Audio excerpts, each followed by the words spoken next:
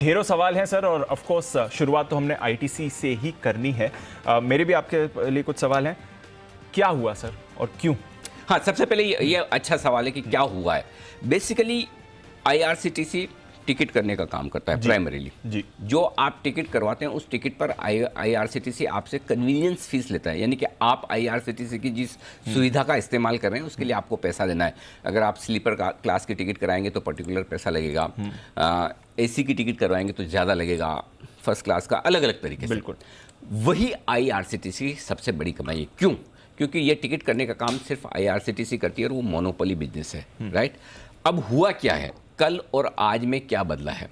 कल देर शाम एक जो नोटिस आया है एक्सचेंजेस पर, उसमें आईआरसीटीसी ने ये कहा है कि सरकार ने, रेलवे मंत्रालय ने ये फैसला लिया है, इंडियन रेलवे ने ये फैसला लिया है कि जो कुछ भी कन्वीनियंस फीस आती है आईआरसीटीसी को उसका 50% उन्हें देना होगा।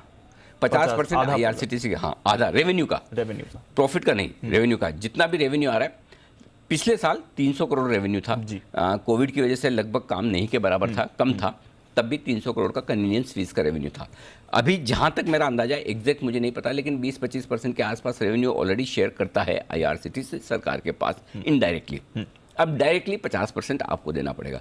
सो बेसिकली हुआ यह है, जो समझ लें कि जो कुछ टिकट्स करने से जो बड़ा रेवेन्यू सोर्स, आईआरसीटीसी के लिए रेवेन्यू सोर्स बहुत सारे हैं। वो क्या बोलते हैं, कैटरिंग वाला कारोबार भी करते हैं, बाकी और दूसरे बिजनेसेस में भी है, टूरिज्म में भी, तेजस ट्रेन वगैरह भी चलाते हैं। लेकिन मेजर जिस वजह से आईआरसीटीसी को जाना माना जाता है और जिस वजह से आईआरसीटीसी का स्टॉक 200-250 के पी मल्टीपल पर ट्रेड करता है, वो ये कि टिकट करवाने में उनका मोनोपोली बिजनेस है। उसमें फीस आपको देनी ही देनी पड़ेगी, आपके पास कोई ऑप्शन है ही नहीं। और अब सरकार की नज़र उस फीस पर, सरकार ये चाहती है वो फीस 50% सीधा हमारे पास आए। ये हुआ है जी।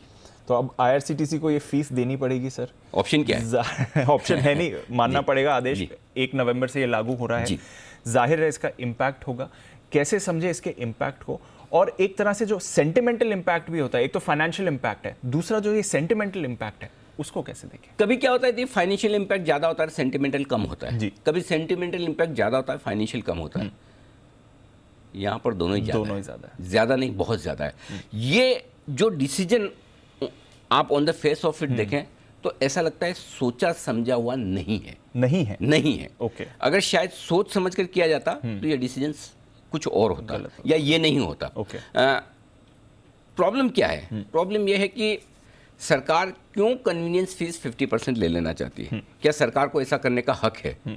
अगर आप लॉ के हिसाब से जाएंगे, कानून के हिसाब से जाएंगे, अधिकार के हिसाब से जाएंगे तो है। क्योंकि अगर आप ऑफर डॉक्यूमेंट पढ़ें आईआरसीटीसी का, जब आईपीओ आया था तब उसमें क्लियर कट लिखा है कि सरकार जब चाहे अपनी ये फीस बढ़ा सकती है। बिल्कुल करेक्ट, उसमें लिखा हुआ है। तो उस हिसाब से अगर सरकार कोई काम कर रही है तो गलत नहीं करे, ऑफिशियली आप ये कह सकते। लेकिन क्या सरकार को ऐसा करना चाहिए? और उसका जवाब साफ साफ ना है। 100% ना है। देखिए, आज आईआरसीटीसी, मैं खुद आईआरसीटीसी का बड़ा फैन रहा हूँ। हमने कई बार रिकमेंड किया है, बार बार रिकमेंड किया है, और रिकमेंड करने की एक ही वजह है कि ये वो कंपनी है जहाँ पर आपके लिए मोनोपोली बिजनेस है। ये वो कंपनी है जहाँ रेवेन्यू फ्लोज एकदम आपके लिए शॉर्ट है। ये वो कंपनी है जहाँ पर किसी तरह का कोई कंपटीशन नहीं है, और साथ ही ये कारोबार और बढ़ने वाला है। ये वो कंपनी है जहाँ पर गवर्नेंस इशू नहीं है। तो 3 चीज़ें खास पसंद आती है, एक रेवेन्यू, दूसरा गवर्नेंस, और तीसरा नए ज़माने की ई कॉमर्स कंपनी। तो क्या बदलेगा कल के बाद? क्या ई कॉमर्स कंपनी नहीं रहेगी वही की वही। क्या ग्रोथ वो होगी? 100% होगी, लेकिन अब आपकी ग्रोथ 50% निकल गई। 50% भी रेवेन्यू पर, प्रॉफिट पर और ज़्यादा, क्योंकि जो भी टिकट कर रही है उसके खर्चे तो आईआरसीटीसी को ही वहन करने हैं, रेवेन्यू सीधा चला जाएगा, ये रॉयल्टी की तरह। तो दूसरा पॉइंट निकल गया। तीसरा पॉइंट गवर्नेंस इशू। आमतौर पर सरकार की कंपनी तो हम ये मानकर चलते हैं गवर्नेंस का कोई इशू नहीं है, और सबसे बड़ा झटका गवर्नेंस पर ही लगा है। क्योंकि अगर सरकार इस तरह से, या फिर रेलवे मंत्रालय या रेलवे इस तरह से फैसला लेगा कि हम जब चाहें इस तरह का बदलाव कर सकते हैं, ये बाजार पसंद नहीं करता, और बाजार इसको पनिश करेगा, और अच्छे से पनिश करेगा। तो मेरा ये समझना है कि जो डिसीजन सरकार का हुआ है रेवेन्यू बढ़ाने के लिहाज से, हो सकता है सरकार को लगता है कि हमें रेवेन्यू बढ़ाने की ज़रूरत है, और ये रेवेन्यू बढ़ाने का ये तरीका है, हमने इंडियन रेलवे बनाया, हमने आईआरसीटीसी बनाई, ये लॉजिक हो सकता है सही। फिर ये लॉजिक तो हर कंपनी के साथ हो सकता है, हर प्रोमोटर ये कह सकता है कि हमने ये कंपनी बनाई है और हमारा ये हक है। एग्जैक्टली। आप कोई टेक्निकल नो हाउ दे रहे हैं, कोई ऐसी चीज़ दे रहे हैं जो कि मतलब वाकई में कि बहुत क्या ये काम कोई और नहीं कर सकता। आप अथॉरिटी दें, आप लाइसेंस दें, हज़ारों कंपनियां तैयार हो जाएगी जो आईआरसीटीसी की तरह प्लेटफॉर्म बनाकर टिकटिंग कर सकती है।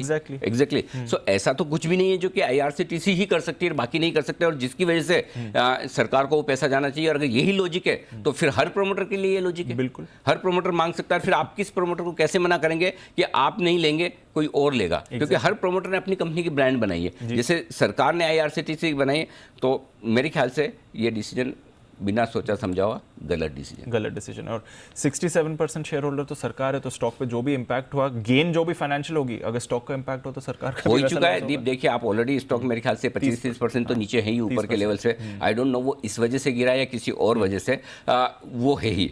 बेसिकली मैं एक सिंपल सा दीप, मैं CACS हूँ, 30 साल का मुझे एक्सपीरियंस है, और अगर मेरे दिमाग में ये बात बहुत आसानी से घुस सकती है तो किसी के भी घुस सकती है, जो कि बड़े डिसीजन मेकर्स हैं।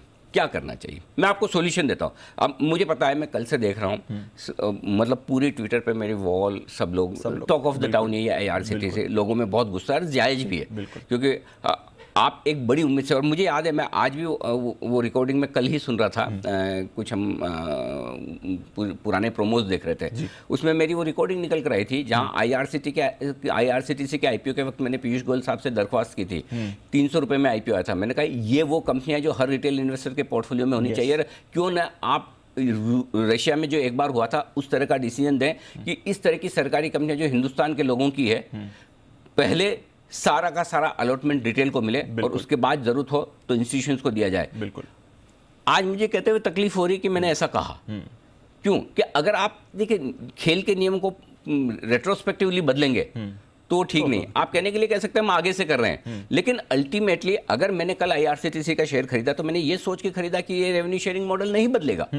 बिल्कुल। और अगर सरकार ये करेगी तो बाकी कंपनियां करेगी, तो आप रोकेंगे कैसे? सो सबसे बड़ी प्रॉब्लम क्या है कि आप जिस पर्पज से करना चाहते हैं, क्या वो आपका पर्पज पूरा हो रहा है? अब मैं आपको बहुत सिंपल कैलकुलेशन, लोगों का गुस्सा बिल्कुल जायज है, नाराजगी बिल्कुल जायज है, होनी भी चाहिए, और सब कह रहे हैं कि ये फैसला वापस लेना चाहिए। मैं एक ही चीज कहना चाहता हूं, अब जो हो गया उसमें आप क्या कर सकते हैं?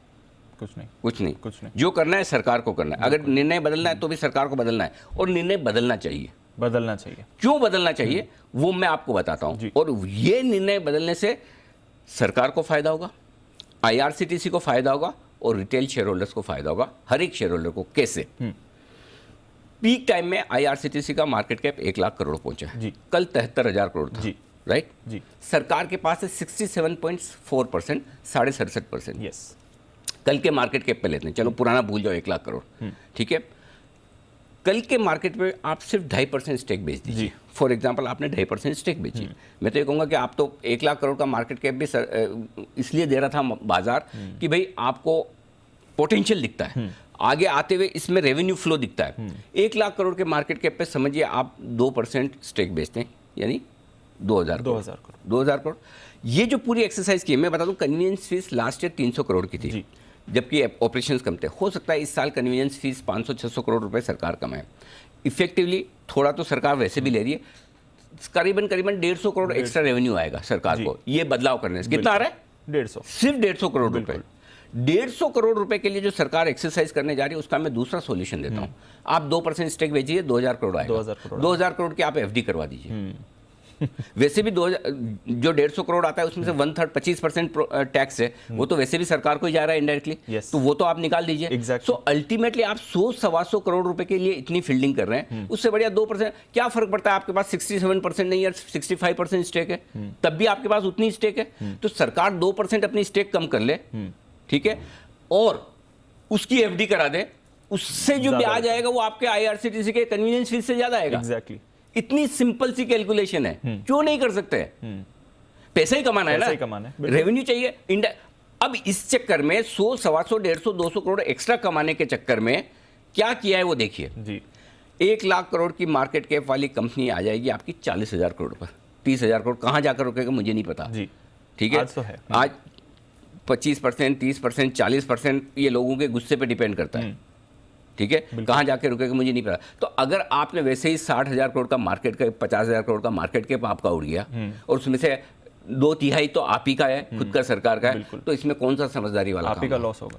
लॉस इससे बढ़िया ये सिंपल कैलकुलेशन करनी चाहिए। तो मेरी दरख्वास्त है इंडियन रेलवे से, मेरी दरख्वास्त है IRCTC के टॉप मैनेजमेंट से, सरकार से, प्लीज़ इसको फिर से देखिए, फिर से समझिए कि क्या एक बेहतर ऑप्शन हो सकता है। क्या 100-150 करोड़ रुपए के चक्कर में, एक्स्ट्रा कमाने के चक्कर में आपको इस तरह का डिसीजन लेना चाहिए, बिल्कुल, जो कि सरकार की, इंडियन रेलवे की इमेज भी खराब करता है, बिल्कुल, कंपनी की इमेज खराब करता है और सबका नुकसान करता है। सो आई थिंक एक सेंसिबल डिसीजन होना चाहिए, फिर से विचार करना चाहिए। सर आशा करेंगे ये बदला जाए सेंटिमेंट डिसीजन। एक दो सवाल छोटे से और हैं सर।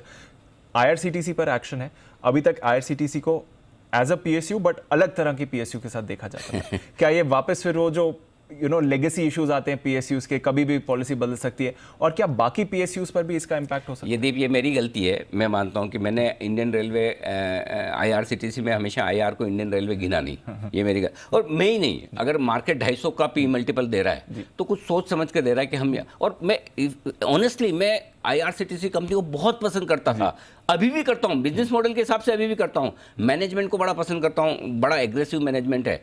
लेकिन ये चीज़ें जो होगी ये किसी भी कंपनी में कभी भी हो सकती है, इसका अंदाजा मैं आप कोई भी नहीं लगा सकता। मैं कोई सफाई नहीं देना चाहता कि मैं क्यों पसंद करता था, हम कुछ एजम्पशंस पे करते हैं, बिल्कुल, है ना। आज है ना, हम कहते हैं कि 3:30 बजे की कल सुबह फिर आपसे मुलाकात होगी, तो हमारा एक एजम्पशन है कि कल हम जिंदा रहेंगे और फिर शो करेंगे। बिल्कुल, लाइफ में कुछ चीज़ें ऐसी जो आपको एज्यूम करके चलनी पड़ती है। आप ये नहीं मान सकते कि आपके रूल्स इस तरह से चेंज हो जाएंगे। बिल्कुल, पॉलिसी चेंज होती है, रूल्स चेंज होती है, वो हमारे हाथ में नहीं है। हम कुछ चीज़ों को हम ये मान के चलते हैं कि ये कुछ चीज़ें हैं जो कांस्टेंट रहेगी। और अगर जो लोग ने, जिन लोगों ने जो पढ़ाई की है, कंपनीज एक्ट वगैरह की है, तो कंपनी को हम मान के चलते हैं परपेचुअल है, गोइंग एंटिटी। हाँ, गोइंग एंटिटी कभी बंद नहीं होगी, उसके दम पर हम करते हैं। लेकिन ऐसे में जाहिर सी बात है, अगर आप कोई ऐसा डिसीजन ले, ऐसा एक डिसीजन पहले भी लेने की कोशिश की थी। सर, वो डिसीजन हुआ था दीप, मेरे ख्याल से एक्साइज ड्यूटी जो टेल कंपनियां थी, उनके शेयरिंग के मामले में, कि आपको भी एक्साइज ड्यूटी शेयर करनी पड़ेगी, और तब जितना सरकार को रेवेन्यू आना था उससे कहीं ज़्यादा नुकसान कंपनियों का एक दिन के शेयर में हो गया। सो मेरे ख्याल से अब दो चीज़ें हो सकती है, या तो किसी ने इसका इफेक्ट समझा नहीं और डिसीजन ले लिया कि भाई रेवेन्यू बढ़ाना ये एक तरीका, ये कर दो। मुझे लगता है ज़्यादा संभावना है सोच समझ के कोई ऐसा डिसीजन ले, मुझे तो नहीं लगता। Correct sir. देखिए, मिनिस्ट्री में भी बड़े बड़े ऑफिसर्स बैठे हैं जी, वो हमसे ज़्यादा समझदार हैं, IAS हैं, IRS हैं, पढ़े लिखे हैं। बिल्कुल, हो सकता है कई बार ओवरसाइट में हम, और ओवरसाइट में अगर कोई ऐसा डिसीजन हो गया तो उसको रेक्टिफाई करने में कोई हर्ज नहीं। नहीं तो फिर इसमें कोई डाउट नहीं, ये सरकार के डाइवेस्टमेंट पे आगे इम्पैक्ट डालेगा ही डालेगा। भले ही डाइवेस्टमेंट हो जाए, वो वैल्यूएशंस नहीं मिलेगा। कल को आप कॉनकोर के लिए लैंड लाइसेंस फीस की बात करें, वो फिर बदलेंगे तो कल आप BPCL का डाइवेस्टमेंट कर रहे हैं, कल उसमें कोई टैक्सेशन या टैक्स लगाने के तरीके बदल देंगे तो बिल्कुल, कोई भी कंपनी, कोई भी प्रमोटर, प्राइवेट हो, फॉरेनर हो या इंडियन हो, वो ये तो एश्योरेंस चाहेगा ही ना कि जो चीज़ आप मुझे बेच रहे हैं वो, उसमें आप कुछ चीज़ों को बदलाव नहीं करेंगे। और अगर ये रिस्क है तो फिर ये रिस्क हर सरकारी कंपनी के साथ है, और उसका असर हर डाइवेस्टमेंट में डेफिनेटली पड़ेगा। तो IRCTC के लिए तो अपना इम्पैक्ट है ही, लेकिन इसके बिगर इम्पैक्ट है जो आई एम श्योर सरकार समझेगी। और इस मामले में मुझे लगता है जो सबसे बढ़िया काम कर सकता है वो है दीपम से राय लेनी चाहिए कि क्या ये करना ठीक है। सही बात है, और आई एम श्योर दीपम इस पर राय ये देगा कि नहीं, ये करना ठीक, अग्री नहीं करेंगे। चलिए, आशा करते हैं कि इस पर थोड़ा तो दोबारा सोच विचार हो। एक फाइनल क्वेश्चन सर, इसी मुद्दे पर, फिर बाकी चीज़ों पर बात करेंगे।